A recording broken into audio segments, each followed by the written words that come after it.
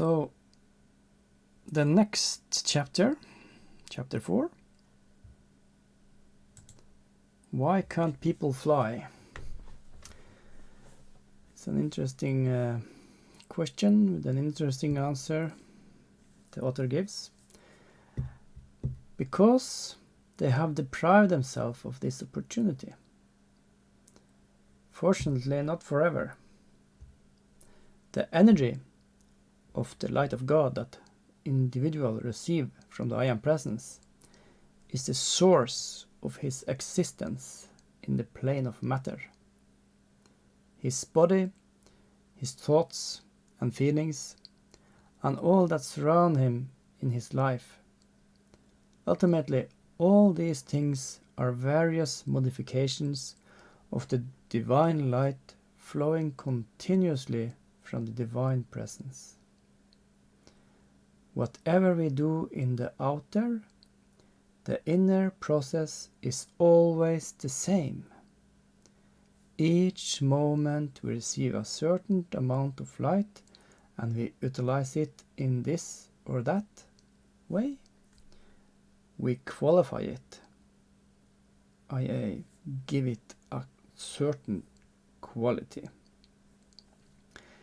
We have a right to do this because we have the gift of free will given to us by the Creator himself. According to cosmic law, a human being evolving in the plane of matter has the right to use the divine light flowing to him from the sphere of spirit according to his own choice and understanding, and no one in the whole universe, including the Supreme Godhead, can prevent him from doing so. Now that's a very, very interesting statement. And how can we use the divine light? In fact, there are only two ways, either for good or for evil. If we use this light in accordance with the principle of God, of good God, simply speaking, if we observe the basic moral principle formulated, for instance, by the 10 Commandments or by the Golden Rule, which enjoins you to treat people as you would like to treat them to treat you. Its originally purity does not undergo any change. It remains the same white light with the same frequency as in the beginning. It spirals up freely, returning from the lower point in the matter sphere to its source in the upper sphere of spirit. This is what that very pure process of the energy interchange from plus to minus and from minus to plus that was described at the end of the previous chapter, as we saw.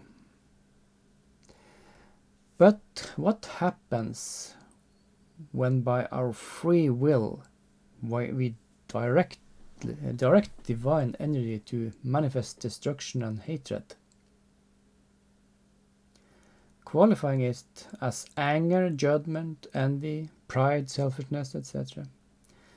Any misqualification of the light of God causes its perversion that manifests as the lowering of its frequency and the loss of its original momentum.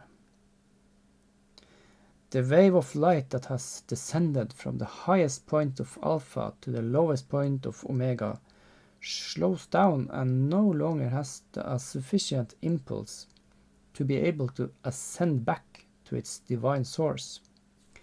Instead, it begins to spin below like coils of a serpent winding round the earthly form of a man. Thus it forms that which is known as electric belt. The electronic belt is shaped as a kettle drum and comprises within itself all the energies that a man has ever misqualified and perverted by his free will. The spirals of the electronic belt carry the information about all these perversions, or the records of these perversions. The energies of the electronic belt, polluted by the vibrations of the negative thoughts, feelings, and deeds, are dense and heavy. The individual gets stuck in them as if it was a block of concrete, and it is these energies that subject him to the law of gravitation and prevent him from raising above the earth, both in literal and allegorical sense. That is a very, very, very good explanation. The electronic belt. People who is stuck and get help from psychology or whatever, and can't get out of it. It's very difficult sometimes. So that is something we need help for. Chapter 5. The Wheel of the Law, the East and the West. The following are two aspects of the law of free will. 1. A man has a right to use the light of God in accordance with his own will. 2. He is fully responsible for the results of such use. He is totally responsible for every particle of energy received by him as the material for the construction of his life, and each particle that he has ever misused and perverted must sooner or later be purified and returned to its original perfect state.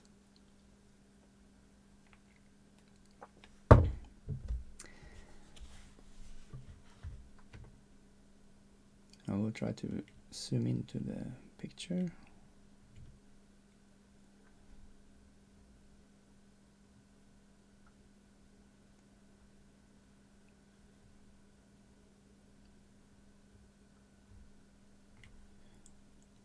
Okay, that's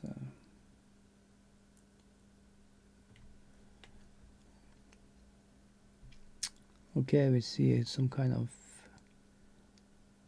purity light. It's hard to I will read forward and see what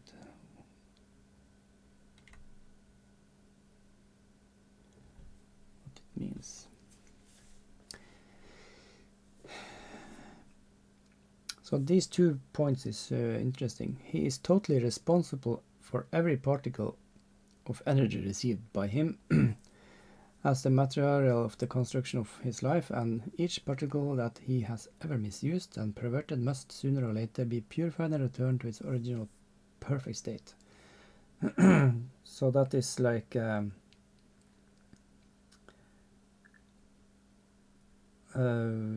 whatever you do,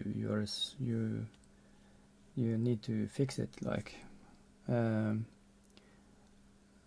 that is here we come with the law of karma. It is a very good explanation of karma.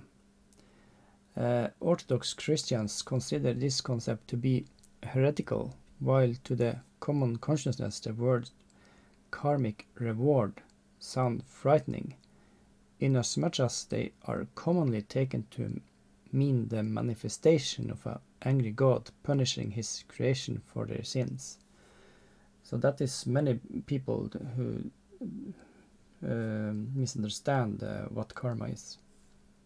However, in reality, the law of karma is simply a manifestation of the universal law of cause and effect.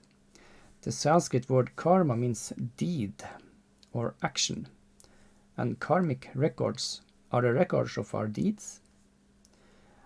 Good deeds create positive karma, and that constitutes our treasure in heaven.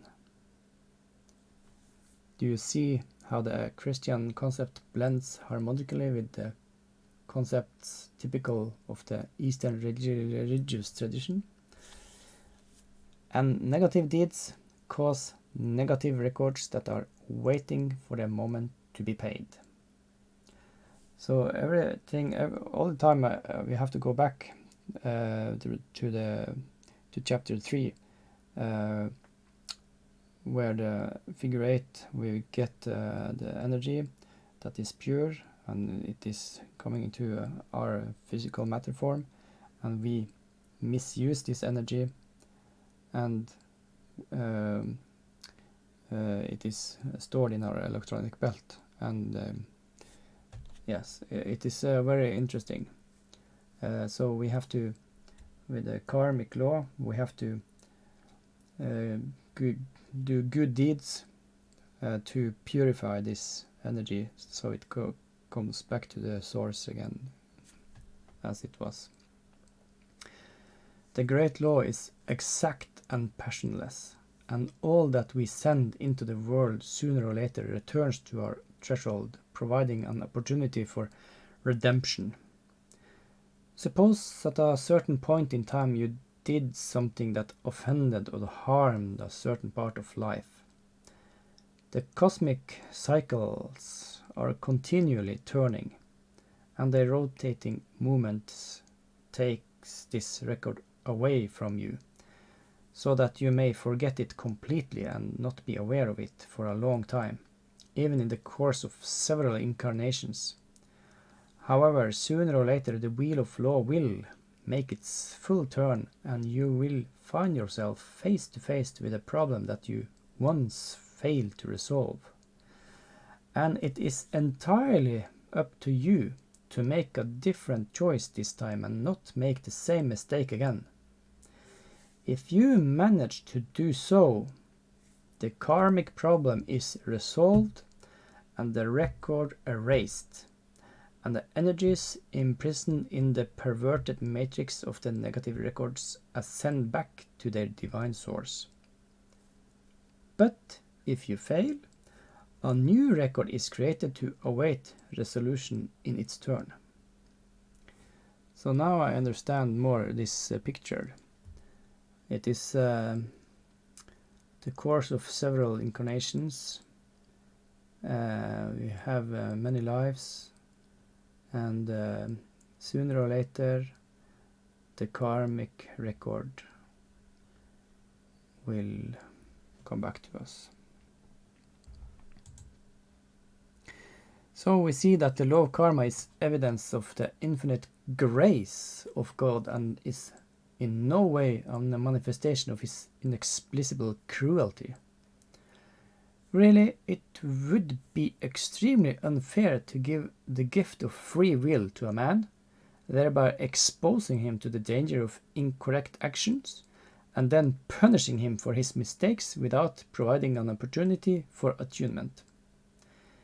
Each karmic situation, however upsetting the difficulty it is in fact a happy opportunity to free ourselves from a certain amount of karmic burden that often makes our life so different from what we would like it to be. It happens sometimes that a disaster that occurs in someone's life seems not to be a result of his deeds or the circumstances of his life. In such cases, we usually say, "He is such a nice person. Why did it happen to him? He definitely deserves a better lot." Well, it is quite possible that in his present life he does. But the point is that we live more than once. There is another manifestation of the grace of God, the law of reincarnation. Now I took that for granted in the previous page, but here she explains it more in detail. According to this law, each human being embodies on earth as many times as required for the full resolution of all his karmic problems, and for his return to the original states of the perfect unity with God. The Christian Church rejects this principle categorically. But let us consider, is it possible that the merciful God might give a man only one chance and then send him forever to the blossoming garden of paradise or to the burning fires of hell? Really, that would be too primitive for an omniscience and omnipotent being. And it is not so. The book The Lost Years of Jesus, written by the messenger Elizabeth Clare Prophet, contains evidence of the fact that a considerable part of Jesus' life preceding his Galilean mission was spent in Egypt and Tibet, where he studied under the great Eastern adepts. Mrs. Prophet's other book, Reincarnation, shows that the concept of karma and reincarnation originally were present in Jesus' teachings as an integral part thereof. But the Orthodox Church, pursuing its earthly interests, excluded these concepts from its official doctrine. By doing so, it hid from mankind that which was the main purpose of Jesus' mission and that which he demonstrated during his last incarnation on earth. So what was it?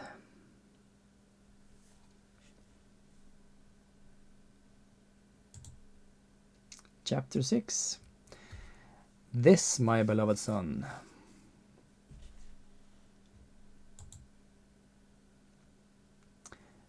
So, the two major misconceptions connected with the figure of Jesus and the role he played in the history of mankind are as follows. 1. Jesus has atoned for his sins. Having laid down his life for us, he paid our debt, and if we want to save our souls, all we have to do is believe in him and worship him as a God. 2. Jesus is the only Son of God, while all men embodied on earth are lesser creations, born in sin, crawling in the dust. Let us consider these 2 points. Under the law of karma, no one, not even a being of the highest level of attainment, can pay someone else's sin or balance someone else's karma, because that will take away the free will from those persons or beings, I would say. This is impossible in principle.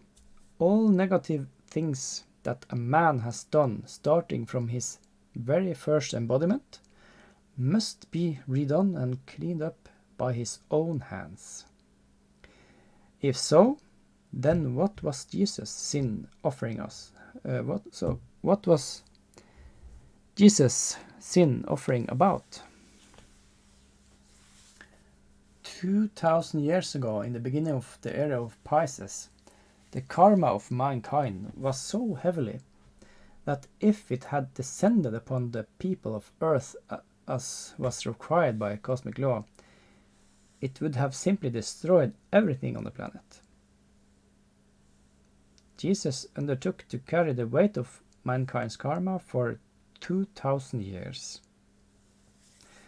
By doing so, he postponed the descent of human karma, and thereby provided the time necessary for mankind to perfect their consciousness and become mature enough to be able to balance their karma on their own. Now that is a very, very important point. Jesus didn't take our karma, so he didn't wipe it out. He just held it for us, or kind of. He postponed the descent of human karma. 2000 years have passed, and the time has come for a man on earth to take the responsibility for his own karma. Is he able to do this? Yes, he is. And even more than that, he must do it. This is exactly what Jesus' teachings was about. For he came to earth not only to carry the weight of karma. By his very life and attainment, he demonstrated to people of earth that which every individual can achieve if they choose reunion with God. Like each of us, Jesus embodied on earth repeatedly. Among his most well-known incarnations were the king psalmist David and Elisha, the pupil of Elijah. Just like any other human being embodied on earth, Jesus created negative karma and afterwards had to balance it. Life after life, overcoming difficult karmic situations, perfecting himself in love, mercy and forgiveness, he balanced his karma. And the culmination of this process took place during his last embodiment, when he finally balanced 100% of his karma. He got free from his human creation that kept him bound to earth and ascended to the heart of God, i.e., passed from the physical plane to the level of higher vibration. The more detailed information about the 4 quadrants of matter and corresponding levels of being will be provided in chapter 12 on page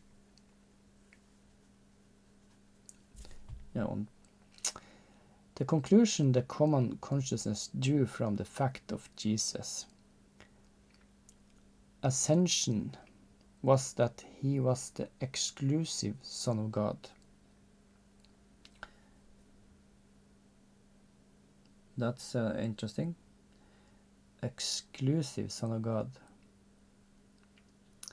However, what he really thought his followers was that each of them is called to gain the mind, which was also in Christ Jesus, i.e., to purify and elevate their consciousness to such an extent that they can make the transition from the earthly level with all its burden and grief and sorrow to the level of God for free beings, not subject to the limitation of time and space.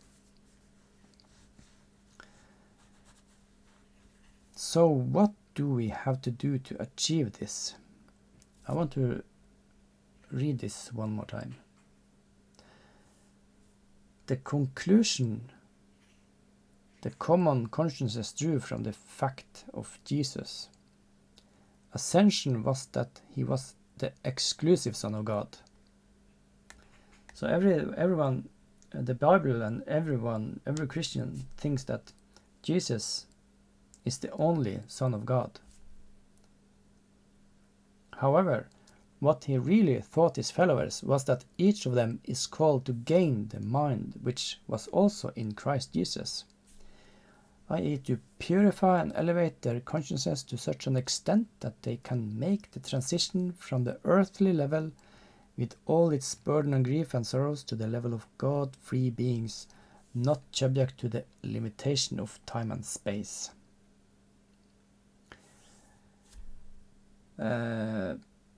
Simply put, I would say to do what Jesus did. So what do we have to do to achieve this? First, we look inside ourselves, within every man's heart, unseen by the physical eye and imperceptible to the electronic devices, dwells a particle of God's own flame that was placed there by the Creator himself as evidence and guarantee of man's original divine nature. Now this is very, very interesting.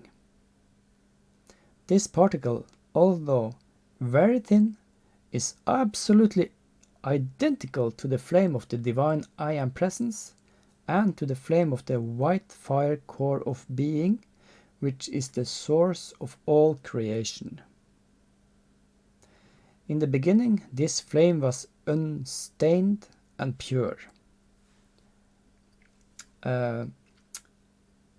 Please look up the white fire core of being, you remember?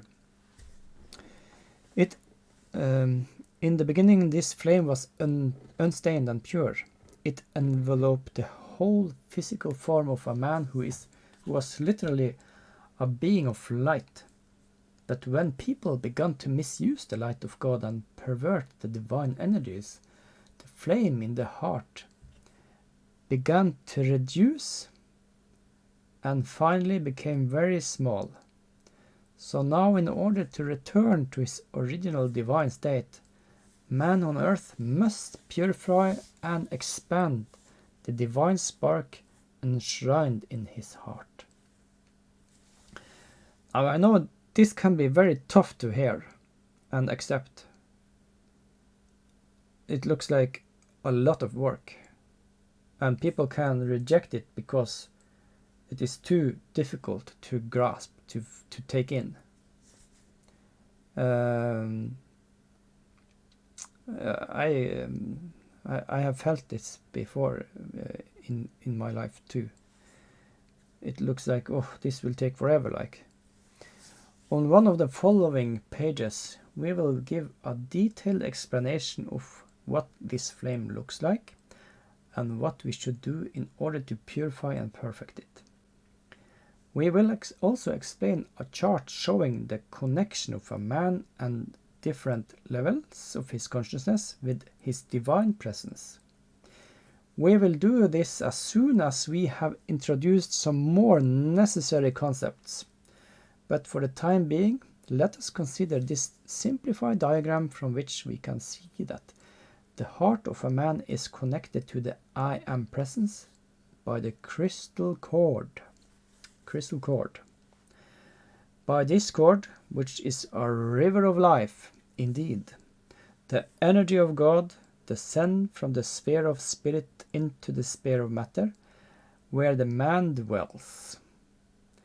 This divine light sustains the burning of the transcendent flame within man's heart, which in turn sustains the beating of the physical heart and the functioning of all systems of man's physical body. And this is very interesting because when we talk about healers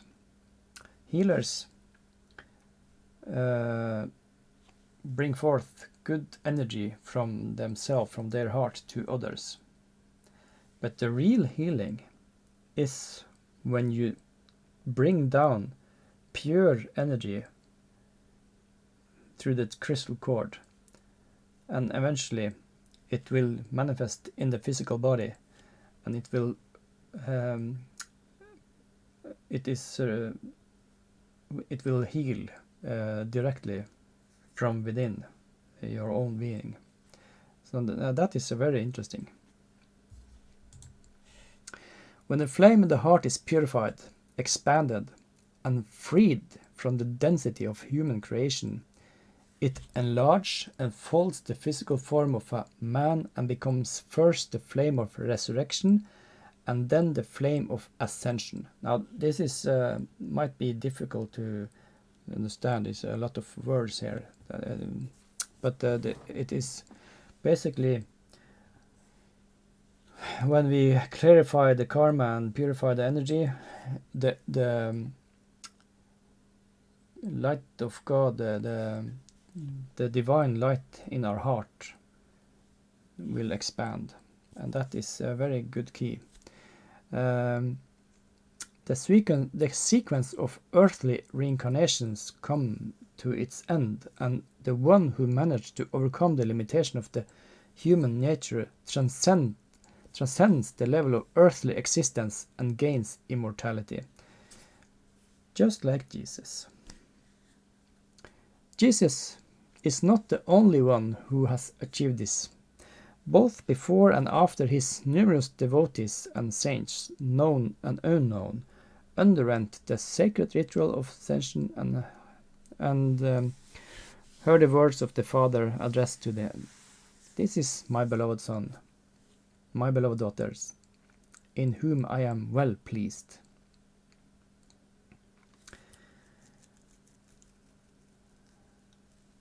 It's like, of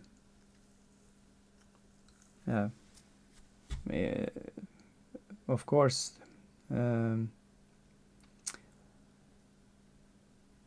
it's very, very interesting. They are called the Ascended Masters because they have mastered the limited human nature and, having passed through the ritual of ascension, dwell now in the realms of spirit. Throughout the centuries, they have worked with the most advanced people on earth, delivering through prophets, messengers, and various enlightened ones that the divine knowledge necessary for the development of this planet. In the second half of the 20th century, in the critical moment of the end of the dark cycle of Kali Yuga that had lasted for 25,800 years, they gave to mankind a priceless compendium of divine wisdom that can usher this planet into the new golden age. If it is used properly.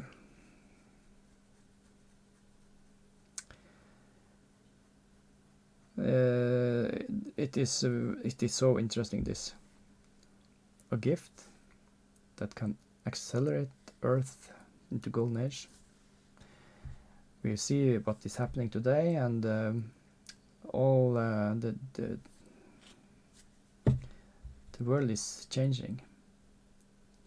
Will it be good or bad in the end?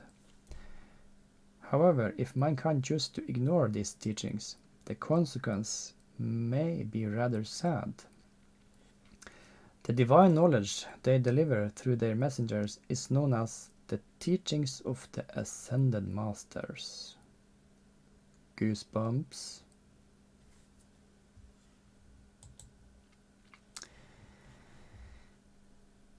I will continue reading further on in the next video. Please like and subscribe.